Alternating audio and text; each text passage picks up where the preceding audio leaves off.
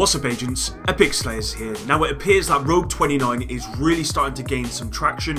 It's been covered by some of the biggest Division YouTubers out there, including Jessamine and Wids, for example. And today I wanted to discuss why that is the case. So hopefully you enjoy this one. If you do, drop a like, share it, subscribe, all that good stuff. And let's get into it. I want to start off by saying that this is purely my opinion, and of course I want you guys to get involved, leave your thoughts and feedback in the comments below. And I also want to acknowledge that the Rogue 29 movement, or at least people leveling to 29 and then going into the DZ and enjoying PvP, has been around for a very long time, but it only appears recently that it's started gaining a lot of traction. I've seen it in a lot of Reddit posts, a lot of the biggest YouTubers are covering it. So now would be a good time to actually cover it myself and explain why now it's becoming such a big movement in the division. Now I'm going to make a bold statement here that I think a lot of you will agree with you. Some of you may not. You'd have to let me know in the comments below.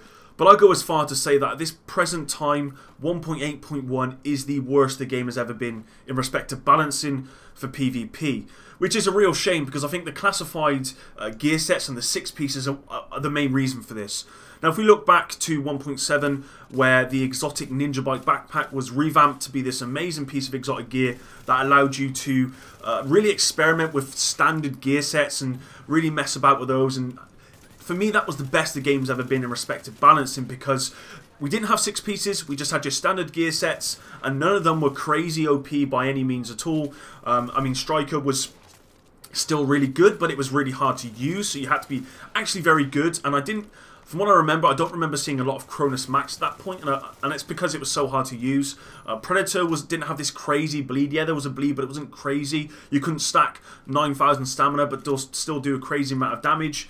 You know, and Nomads was, I think, in a good place. You know, you didn't have 25 lives like you do currently. To me, the 6 pieces have really broken the game, and I don't want to go too much into Pred, Striker, and Nomad, because we all know, we've all heard the story, we know how broken they are. But it is those pieces of gear that are actually destroying the community, and that's why people are at this point now going back to level 29 in the DZ to enjoy that experience, because that experience is a very balanced one. If you're not part of, or haven't gone into sort of level 29 DZ at this point, you really are missing out. You know, there's no Cronus Max, because if you are using Cronus Max, then you're probably using 6-piece Striker, and you're probably, you know, running Skirmish and Last Stand.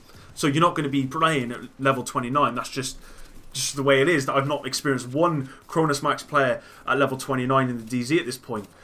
It's very balanced, because everyone's using very similar gear. You know, you're using high ends, that sort of thing, and it's very balanced. So there is actually this skill gap, if that makes sense. I mean, the Division's never really had a massive skill gap. I mean, there used to be a kind of a skill gap, because, you know, headshot modifier was better, as in if you hit headshots then you were probably killing someone, as opposed to now where the headshot modifier and body shot modifier are very, very similar.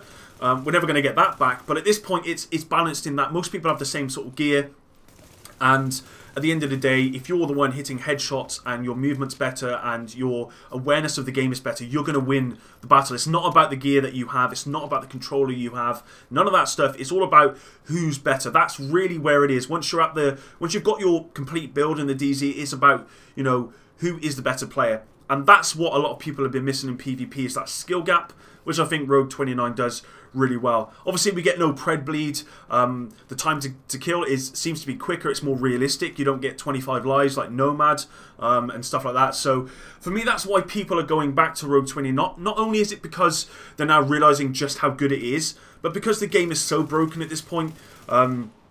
People are looking for other ways to experience the game. Now, I do remember when Seeker Mines, you know, used to destroy you in one hit. I remember when you used to have the Alpha Bridge meta as well, and all that sort of stuff. I remember those days.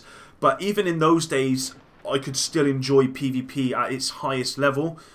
Right now, I just can't enjoy PvP at all. If I go into Skirmish or Last Stand, I absolutely hate it.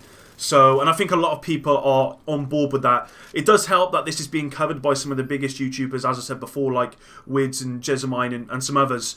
It does help that they're getting involved, because they're obviously spreading the word.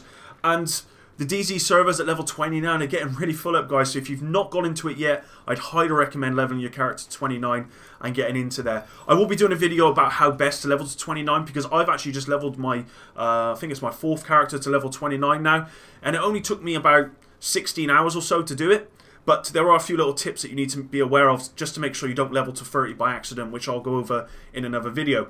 So there you go, guys. Hopefully you did enjoy this one. As I said before, your support really does help me out. So if you can like the video, share it, subscribe, all that good stuff, that'll be highly appreciated. Until the next one, Epic out.